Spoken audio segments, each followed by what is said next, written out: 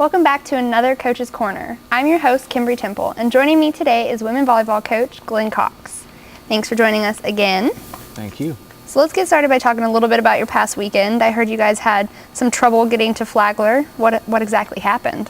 Well, we left here at 10 a.m. To get down there. We usually try and get through Jacksonville traffic by 4:30. Stop in Savannah for lunch. Have a nice leisurely day. As we crossed the Florida line about 3 o'clock, bus fills with smoke. It was just an electrical fire. One of the battery terminals had melted and caught on fire because something alternator, a wire had busted loose. So we were dead in the water, sitting at a rest area. Actually, we were at a way station, so we sat there, for almost 6 hours, and then bus got fixed eventually. But Flagler was gracious enough to come up and pick us up and bring us to the game, and we ended up playing about 9:30, I believe, that night.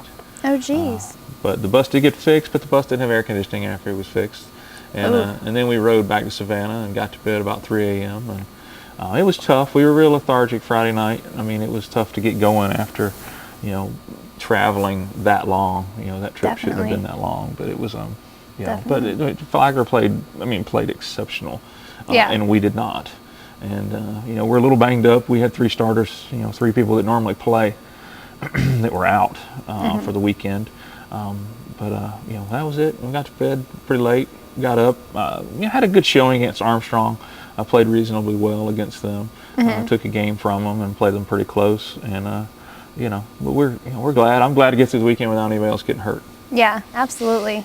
Would you say that late game, that time, you said about 9:30? Would you say that affected the way that your team played? I had to, because we didn't really we didn't eat dinner before that. We didn't really have a chance to. I even debated having pizzas delivered to us while we were sitting there broken down, but we just decided to just bear it. I didn't want to feed them a big dinner right before we played. So we ended up eating dinner at 11 o'clock that night after the game. So it definitely probably played into it, but but that's all right.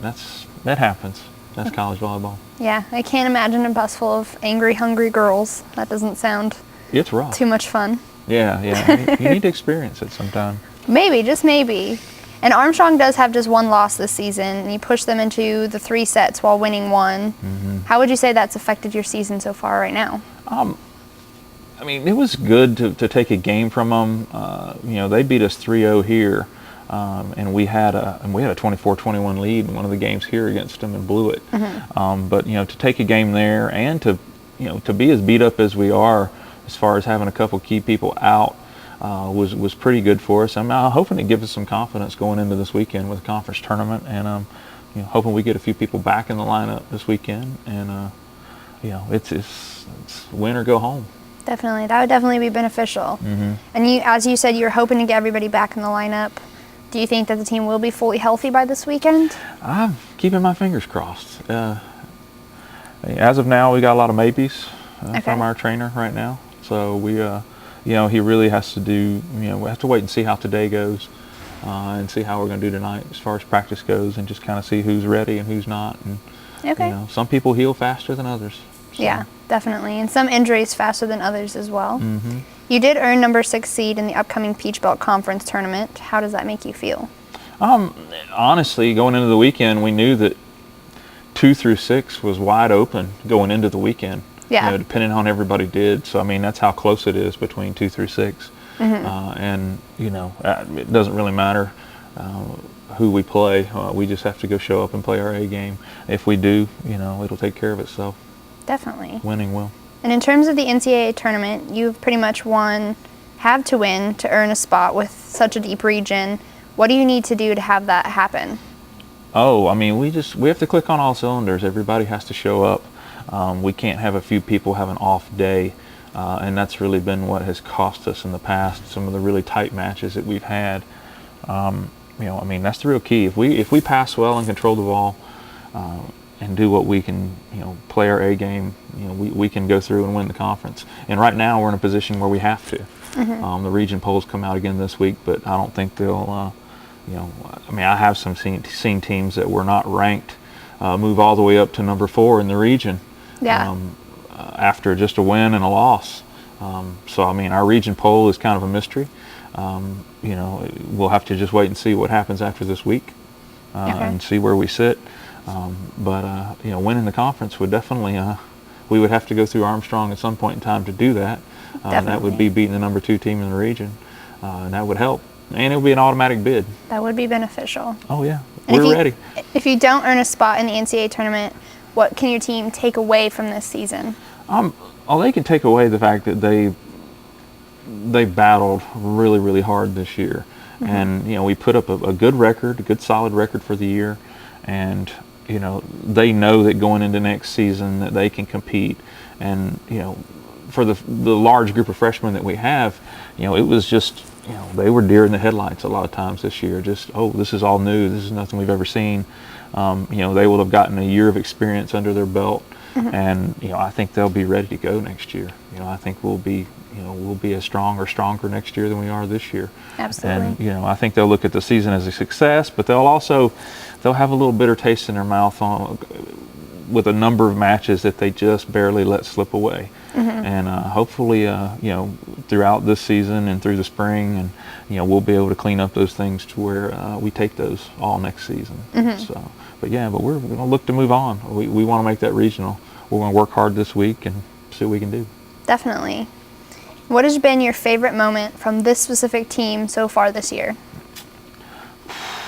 Favorite moment? Oh, that's a tough one.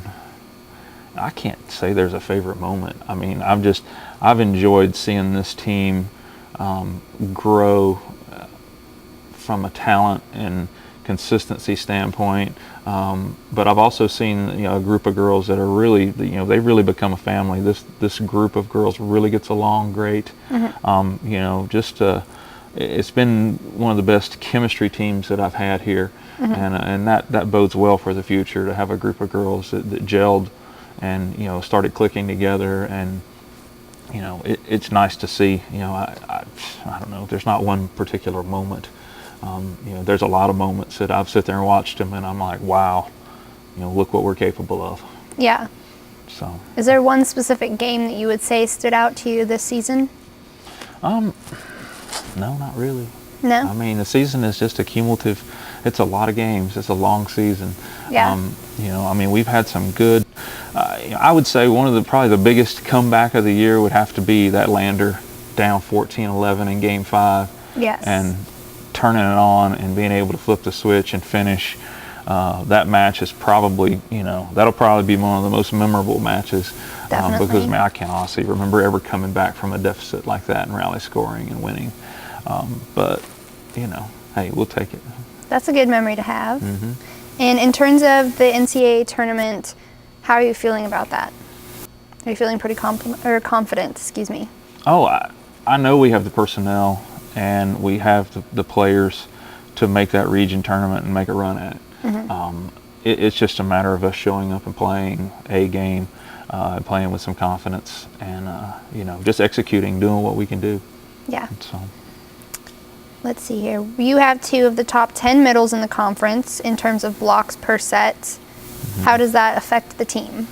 Oh, it helps a lot. I mean, blocking is our front line of defense. I mean, and having, we do match up pretty well from a blocking standpoint with everybody that we play in the league.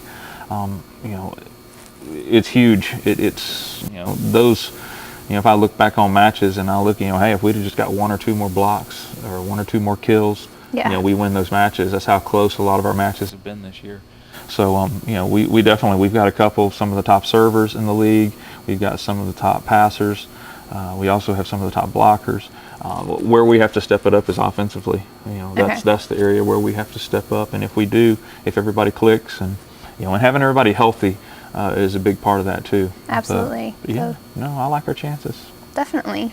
Well, thanks again for joining us for another Coach's Corner. I know we've taken up a lot of your time this season, so it's been a real pleasure getting to chat with you so much. Thank you for having me. I look forward to next season talking again. You can watch another Coach's Corner again later this week. For Coach's Corner, I'm Kimberly Temple.